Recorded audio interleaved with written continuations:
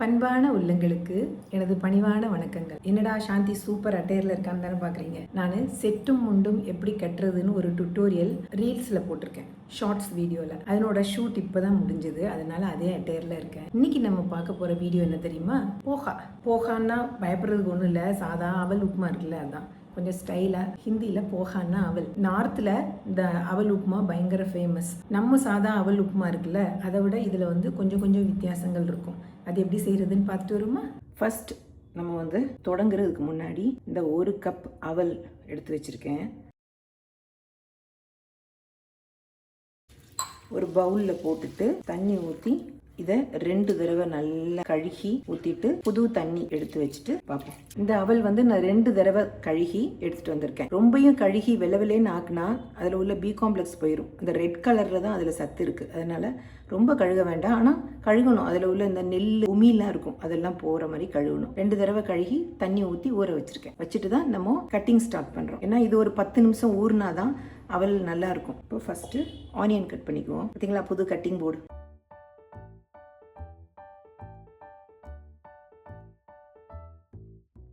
நான் இது ஷூட் பண்ணுறதுக்காக மட்டும்தான் இந்த கட்டிங் போர்டு எடுப்பேன். வீட்டு யூஸுக்கு பழைய கட்டிங் போர்டு தான் வச்சுருப்பேன்.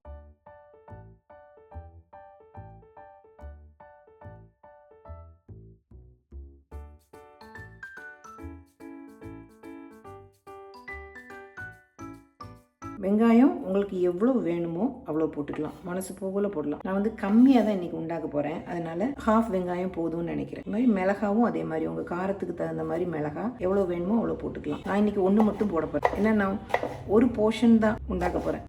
இஞ்சி பிடிச்சவங்க போடுங்க, பிடிக்காதவங்க வேண்டாம். இஞ்சி போட்டால் நல்லது. நெஞ்செரிச்சல்லாம் சொல்லுவாங்கள்ல, அதெல்லாம் இருக்காது. எனக்கு இஞ்சி பிடிக்காது, அதனால இவ்வளோ போதும். கம்மியாக இருக்குல்ல, இது இஞ்சி, இது பச்சை மிளகா, வெங்காயம், நல்ல ஃப்ரெஷ் கருவேப்பிலை. எங்கள் ஊரில் மழை பெய்யுது, இதை இப்படி 2ஆக பிச்சு இதில் போட்டு. நான் தனித்தனியாக வைக்கல, எல்லாம் ஒன்றா தான் போட போகிறேன், அதனால தான் ஒன்றாக்கிட்டேன். உங்களுக்கு தெரியுதுல்ல, இஞ்சி பச்சை மிளகா கருவேப்பிலை வெங்காயம், அவ்வளோதான். பின்ன இதுக்கு ஒரு சீஃப் கெஸ்ட் இருக்கார். அது யாருன்னா பொட்டேட்டோ. நான் ஹாஃப் பொட்டேட்டோ எடுத்திருக்கேன். பொட்டேட்டோவும் இதை மாதிரி நைஸாக கட் பண்ணிக்கணும். எதுக்கு நைஸாக கட் பண்ணுறோன்னா சீக்கிரம் வேகும், அதுக்காக தான்.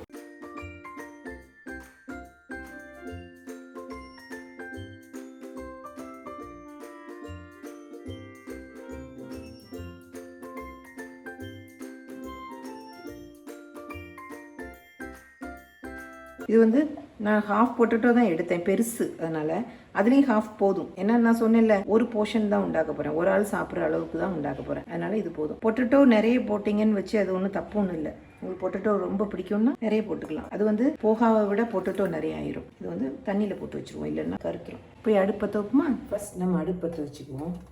இந்த சட்டி, இதில் தேங்காய் எண்ணெய் ஊற்றும். தேங்காய் எண்ணெயோ நெய்யோ உங்களுக்கு எது பிடிச்சிருக்கோ அது ஊற்றலாம், கம்மியாக போடும். நான் இந்த அடுப்பில் எக்கு வச்சுருக்கேன், காலையில் ப்ரோட்டீனுக்கு எக்கு. இப்போ இதில் கடுகு போடுவோம்.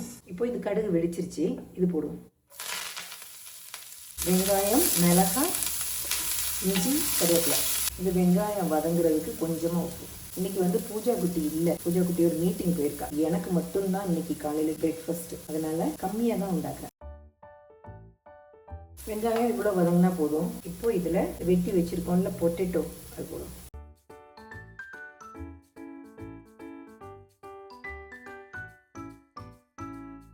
இப்போது இது ஒரு 2 நிமிஷம் மூடி வைப்போம். பொட்டேட்டோ நைஸாக வெட்டியிருக்கிறதுனால உடனே குக் ஆயிடும். இப்போ 10 நிமிஷம் ஆயிடுச்சு. இந்த அவல் நல்லா ஊறிடுச்சு. இப்போ இதில் உள்ள தண்ணியை நான் கொட்டிட்டு வரேன்.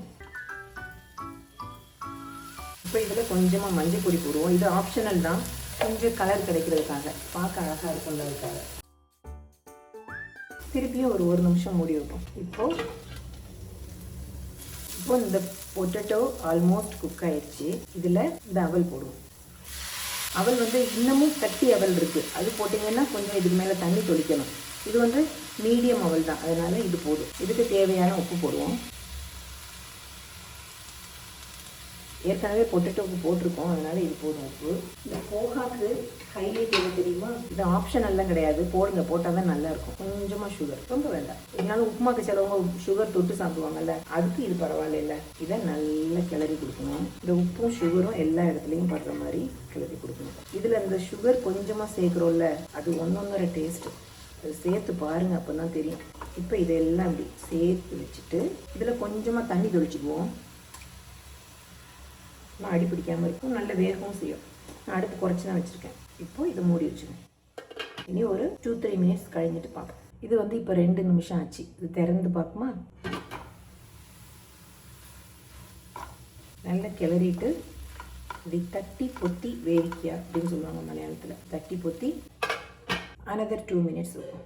இப்போ இது 2 நிமிஷம் ஆச்சு. எடுத்து பார்ப்போம். இது சூப்பராக ஆயிடுச்சு. கொஞ்சம் உப்பு பத்தாது, கொஞ்சமாக உப்பு போடுவோம். ஏன்னா இன்னும் கொஞ்சம் திங்ஸ் எல்லாம் இதில் போட வேண்டியது இருக்குது. அப்போது உப்பு அதுக்கும் சேர்த்து வேணும்ல. இது ஆயிடுச்சு. இப்போ இதில் மல்லி இலை பிச்சு போட்டுக்கணும். இது எல்லாம் ஆப்ஷனல் தான். உங்ககிட்ட மல்லி இலை இல்லைன்னா வேண்டாம், போட்டால் டேஸ்ட்டாக இருக்கும். பிடிக்கலன்னாலும் போட வேண்டாம். இதுக்கு எக்ஸ்ட்ரா ஆடட் டேஸ்ட்டுக்கு இது நட்ஸு. நம்ம சாதா கடலை இருக்குல்ல, நெவக்கடலை, அது வறுத்தது. இதை வந்து 1-2 பொடிச்சிட்டு வேணாலும் போடலாம். ஆனால் எனக்கு இப்படி கடிக்க பிடிக்கும், அதனால் முழுசாக போட்டேன். 1-2 பொடிச்சிட்டு இதுக்கு மேலே போட்டாலும் நல்லாயிருக்கும். இது இப்போ ஆஃப் பண்ணிடுவோம். இதில் மேலே கொஞ்சம் லெமன் சொன்னல, அங்கங்கே ஒரு சின்ன புளிப்பு தெரிகிறதுக்கு. இதுக்கு மேலே கொஞ்சம் தேங்காய். இதெல்லாம் நம்ம மனோதர்மம் போல், நம்ம மனசு போல் போடலாம். இதுக்கு மேலே இது வந்து எக்ஸ்ட்ரா கொஞ்சமாக நெய், அங்கங்கே ஒரு நெய் மனம் போடும், கம்மியாக போடும். இப்போது இது எல்லாம் சேர்த்து கிளறணும். நான் அடுப்பு ஆஃப் பண்ணிட்டேன். இதில் எண்ணெயே, இந்த நெய் ஊற்ற வேண்டாம், எண்ணெய் கம்மியாக ஊற்றினா போதும். அப்படி செய்யலாம். நான் வீட்டில் அப்படி தான் செய்வேன். இது வந்து நம்ம வீடியோக்காக கொஞ்சம் எக்ஸ்ட்ரா ரிச். என்றைக்கும் நான் வீட்டில் இப்படி செய்ய மாட்டேன். நான் வந்து எண்ணெய் யூஸ் பண்ணுறது ரொம்ப ரொம்ப ரொம்ப ரொம்ப கம்மி. 1 லிட்டர் எண்ணெய் வாங்கினா சிலப்போ 6 மாதத்துக்கு போதும். எதுவும் வறுக்காமல் பொரிக்காமல் இருந்தால். மேக்ஸிமம் நான் பொரிக்க மாட்டேன். வந்ததுக்கப்புறம் அழுகிறத விட வருமுன் காப்போம்.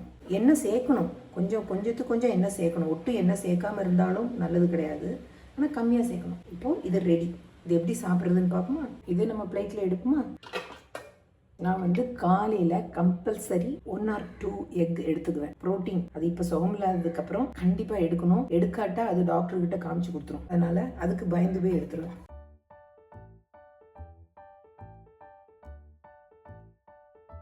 இது நான் எனக்கு மட்டும்னாக்கும் நான் செஞ்சேன். ஆனால் இன்னும் 2 பேர் சாப்பிடலாம். நல்லா சாப்பிட்றவங்கன்னா ஒரு ஆள் சாப்பிடலாம். இவ்வளோ இருக்குது. நான் இவ்வளோ தான் எடுப்பேன். இதில் கொஞ்சம் வெஜிடபிள் சாலட் எடுப்பேன். இன்னைக்கு எடுக்கல. அதுக்கு பதிலாக கொஞ்சமாக இதில் டொமேட்டோ சட்னி. இது நம்ம நேற்று வீட்டில் செஞ்ச சட்னி. இதுதான் என்னோட பிரேக்ஃபாஸ்ட். செஞ்சு பார்ப்பீங்க தானே? சூப்பர் டேஸ்ட்டாக இருக்கும், நான் கேரண்டி. சூப்பராக இருக்குல்ல? இதுக்கு இந்த சட்னி வேண்டாம், இது மட்டுமே போதும். நான் சட்னி வீட்டில் இருக்கிறதுனால ஒரு கலர்ஃபுல்லாக இருக்கட்டும் ஸ்டைலாக வச்சுருக்கேன். இந்த எக்குக்கு நான் சட்னி வச்சு சாப்பிடுவேன், அதுக்காக தான் சட்னி எடுத்தேன். எப்படி இருந்தது அவல் உப்புமா? என் கையில் இருக்குது. டடக் டடை. நல்ல டேஸ்ட்டு. இது பயங்கர டேஸ்ட்டு. எனக்கு இது ரொம்ப பிடிக்கும். என் பசங்களுக்கும் 2 பேருக்கும் ரொம்ப பிடிக்கும். இந்த அவல் வந்து கொஞ்சம் கட்டி அவல் செலக்ட் பண்ணணும்.